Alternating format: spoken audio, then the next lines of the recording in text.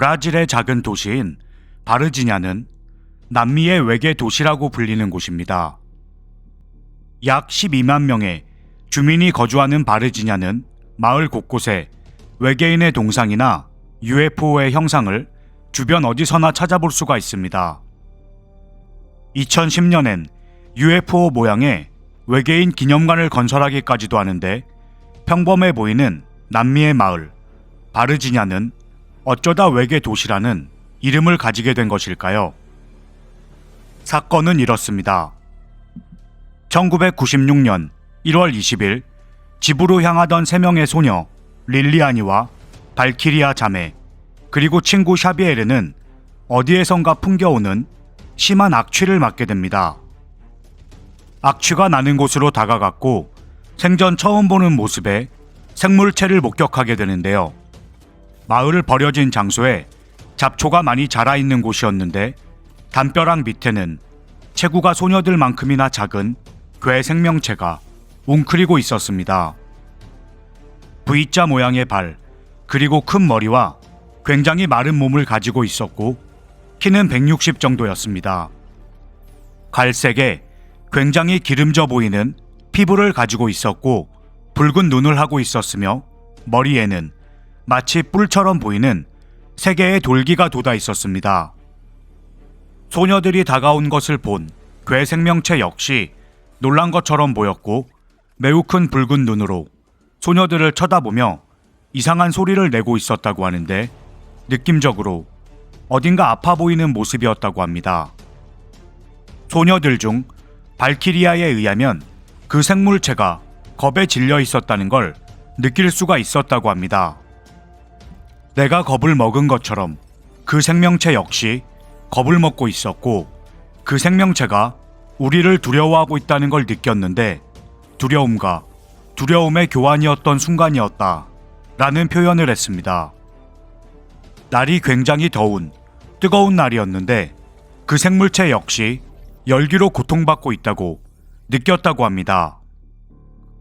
그리고 참기가 힘들 만큼의 악취를 풍기고 있었는데, 무서웠던 소녀들은 그 길로 집으로 도망을 갑니다. 집에 도착한 소녀들은 가족들에게 자신들이 악마를 본 것 같다며 말을 했는데, 어른들은 처음에 믿지 않습니다. 하지만 3명 모두 같은 말을 하고 두려워하는 모습을 보고 어른들은 아이들과 함께 그곳을 향해 찾아 나섭니다. 그 자리에는 아무것도 남아있지 않았지만 소녀들의 말처럼 V자 모양의 발자국과 유황 냄새 같은 굉장히 지독한 냄새가 그 자리에 남아 있었습니다. 이 이야기는 소녀들의 친구, 가족, 주변으로 계속해서 퍼져나갔고 마을과 브라질 전체로 알려지게 됩니다. 아이들의 말을 믿지 못하는 어른들은 아이들이 착각을 하고 있는 것이라 생각을 합니다.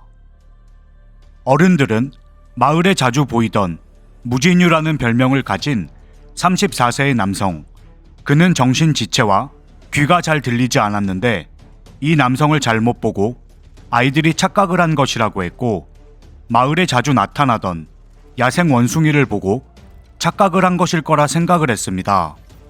하지만 소녀들의 목격담을 뒷받침해 줄 만한 일들이 마을에서는 벌어지고 있었습니다. 소녀들이 괴 생명체를 목격하기 전날 이상한 비행체를 목격했다는 마을 사람들이 나타났고, 스쿨버스 정도 크기의 은색 잠수함 모양의 비행체가 들판에 추락했다는 신고가 있었습니다. 바르지냐에 거주하던 오라일라와 유리코 부부는 늦은 저녁 마을 언덕에서 은색 빛을 내며 하늘에 떠있는 잠수함 형태의 비행체를 목격합니다. 어떤 움직임도 없이 가만히 하늘에 떠있던 비행체는 한참을 떠있다가 사라져버렸습니다.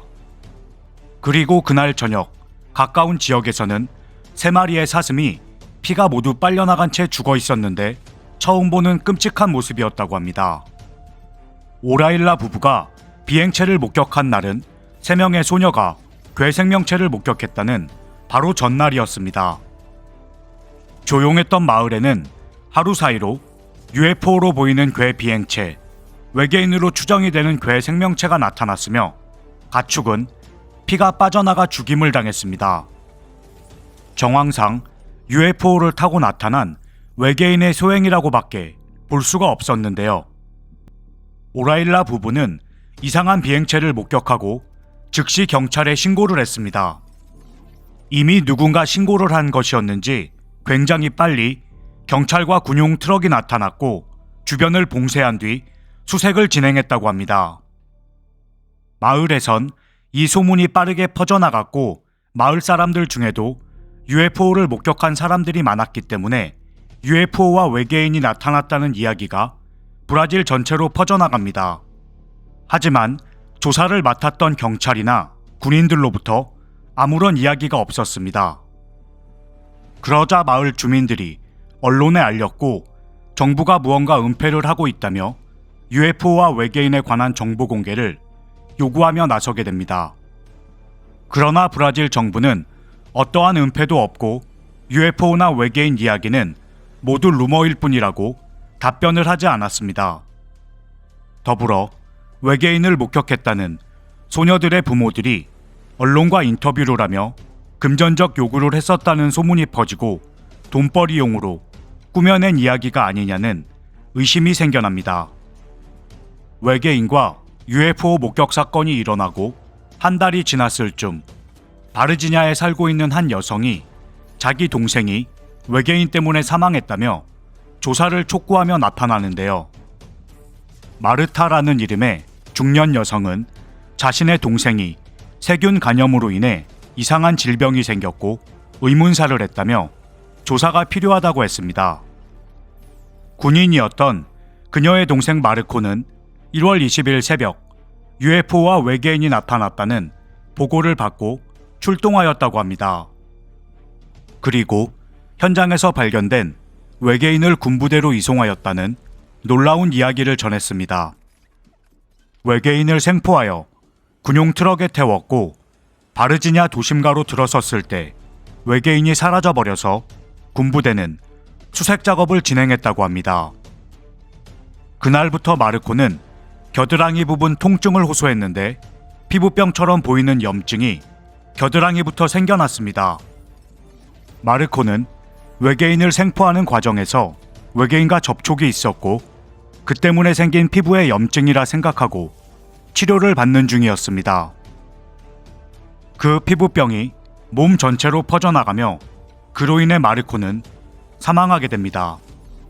마르코의 유가족은 군부대에서 탈출한 외계인을 3명의 소녀가 목격한 것이라고 했습니다. 유가족은 소녀들의 이야기는 사실이며 정부가 UFO와 외계인의 존재를 숨기고 있다는 주장을 했습니다. 마르코의 유가족은 정확한 죽음의 원인을 알기 위해 군부대와 병원에 여러 차례 요구를 했으나 그때마다 계속 답변을 거부했다고 합니다.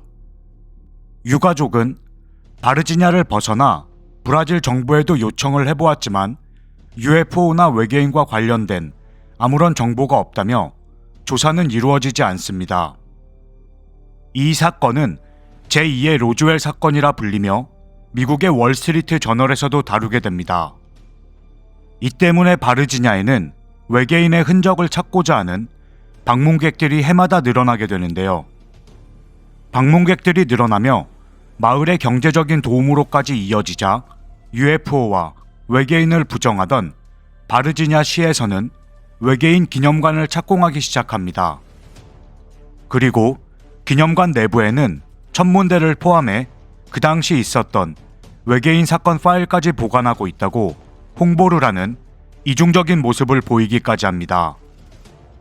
이때부터 바르지냐는 시에서 직접 도심 곳곳에 UFO와 외계인의 상징물을 건립하였고 이제는 세계에서 가장 유명한 외계 도시라는 타이틀을 가진 유명한 관광지가 되었습니다. 바르지냐 UFO 이야기는 25년이 흐른 2023년 유폴로지이자 영화 감독인 제임스 폭스의 모멘트 오브 컨택트가 공개되며 다시금 화제를 모으게 됩니다. 27년이 넘는 시간을 UFO를 연구하고 쫓았던 제임스 폭스 감독은 브라질을 직접 찾아가 현장을 둘러보고 관련된 수많은 사람들을 만나고 인터뷰를 합니다. 1996년 1월 UFO가 추락하는 장면을 마을의 많은 사람들이 목격을 했었다고 합니다. 비행체는 스쿨버스 크기의 시가 모양의 형태였습니다. 느린 속도로 떨어지며 들판에 충돌했는데 추락이라기보다는 천천히 고도를 잃어가는 모습이었다고 합니다. 마을에서 30km가 떨어진 곳에 육군 기지가 있었음에도 불구하고 군인들이 굉장히 빨리 도착해서 놀랐었던 기억이 났다고 했습니다. 무슨 일인지 궁금했던 사람들이 모여들고 떠나지 않자 군인들은 총으로 사람들을 위협하며 접근을 막았습니다. 곧이어 더 많은 군인들이 몰려와 지역 전체를 봉쇄했다고 합니다. 당시 외계인을 목격했던 이미 성인이 된 소녀들도 인터뷰를 했는데 여전히 생생하게 기억을 하고 있었습니다. 자신들이 본 것은 인간이 아니었고 동물도 아니었다라고 말하며 다른 행성에서 온 존재가 분명했었다고 인터뷰를 합니다. 제임스 폭스 감독은 은퇴를 한 브라질 공군 교통관제사와도 인터뷰를 나눌 수 있었습니다. 그에 따르면 어떤 보고도 없이 미국 공군의 헬리콥터가 바르지니아에 나타났다고 합니다. 그리고 UFO 추락 현장에서 무언가 수집한 뒤 돌아갔다는 증언을 했습니다. 언덕 위 들판에 UFO가 떨어졌을 당시 가장 먼저 현장에 도착했던 주민은 경찰과 군인이 오기 전까지 현장에 머무를 수 있었다고 하는데요. 역시나 말로는 설명이 안 되는 썩은 달걀 냄새인지 유황 냄새 같은 눈이 얼얼할 정도의 고약한 냄새를 맡았다고 하였습니다. UFO가 떨어진 현장 주변에는 알루미늄 조각 같은 금속 잔해들이 많이 떨어져 있었습니다. 큼지막한 조각 하나를 주워봤지만 아무런 무게가 느껴지지 않았다고 합니다. 아주 쉽게 구길 수가 있었는데 즉시 원래 모습으로 복원이 되었다고 했습니다. 제임스 폭스 감독은 당시 육군 기지에 근무했던 내부 고발자 그리고 외계인을 치료했던 의사들과도 인터뷰를 할 수가 있었습니다.